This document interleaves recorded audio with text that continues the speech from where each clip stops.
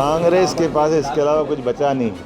कांग्रेस अपनी ज़मीन ढूंढना चाहती है। डॉक्टर भीमराव अंबेडकर जी के साथ जीवन भर उनने अन्याय किया।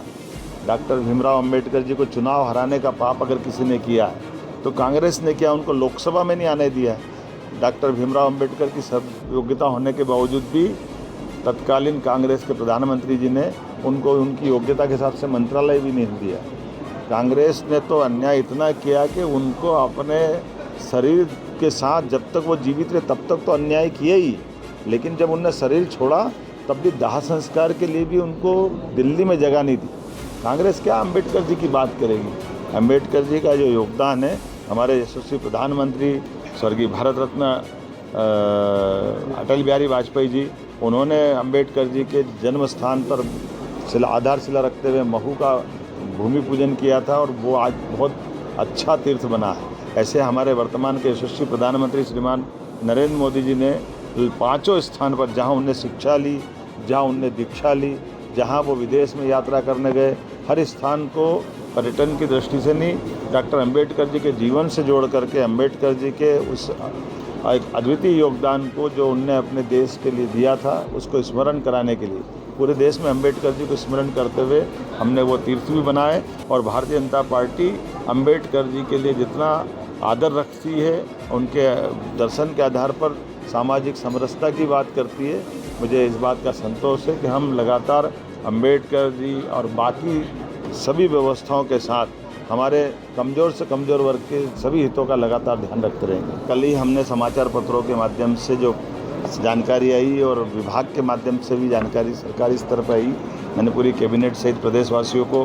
बधाई दी थी कि हमने अपने पर्यटन व्यवसाय में पिछले वर्ष की तुलना में देश में सबसे तेज़ गति से प्रगति की। लगभग 20% के आसपास हम अपने पर्यटन व्यवसाय को आगे बढ़ा के ले गए।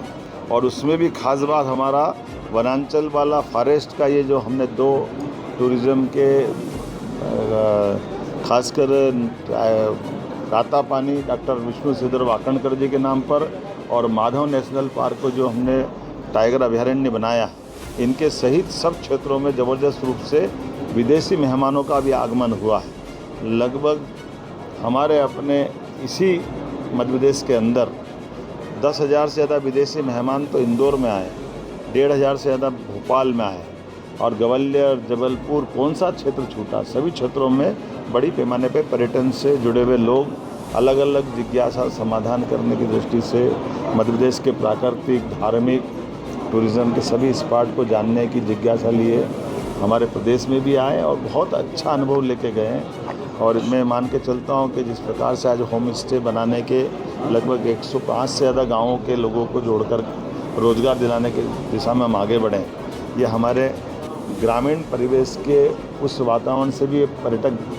न केवल ग्रामीण जल जीवन को समझने के लिए मौका मिलेगा, बल्कि अतिथि संस्कार की हमारी ग्रामीण परंपरा से भी उनका परिचय होगा, साथ ही साथ रोज़गार भी मिलेगा। और बहुत छोटी कीमत में बहुत अच्छे से होम स्टे बन रहे हैं, हम इसको लगातार बढ़ावा दे रहे हैं। जब हमारे यहाँ 5 स्टार होटलें बनती वो अपना शहरी क्षेत्र के बाकी प्रकार की सुविधा दे, लेकिन जो होम स्टे पारिवारिक माहौल का जो आनंद देता है उसकी बात ही अलग है और इसमें बड़े पैमाने पर लोगों को रोज़गार मिलता है। तो मैं एक बार फिर पर्यटन मंत्रालय में रह जाता हूँ। सुरक्षा को लेकर क्या अभी फ्लाइटों में कुछ जगह से हुए तो फॉरनर्स आ रहे हैं उनके लिए हमारे लिए तो सभी सुरक्षित मध्य प्रदेश है और मध्य प्रदेश की अतिथि सत्कार की परंपरा भी बहुत अच्छी है और हमारी अपनी खुद की पर्यटन सेवा भी चल रही है, जिसमें हमने अपने राज्य के अंदर विमान सेवा के माध्यम से सिंगरौली, जबलपुर, सतना, रीवा, ग्वालियर इनको जोड़ा हुआ है। और इसी के साथ साथ हमने हेलीकॉप्टर सेवा भी का टेंडर करा दिया है। बहुत जल्दी विमान के साथ साथ हेलीकॉप्टर से भी टूरिज्म स्पॉट पर ले जाने के लिए यात्रियों को हमारे द्वारा सुविधा दी जाएगी।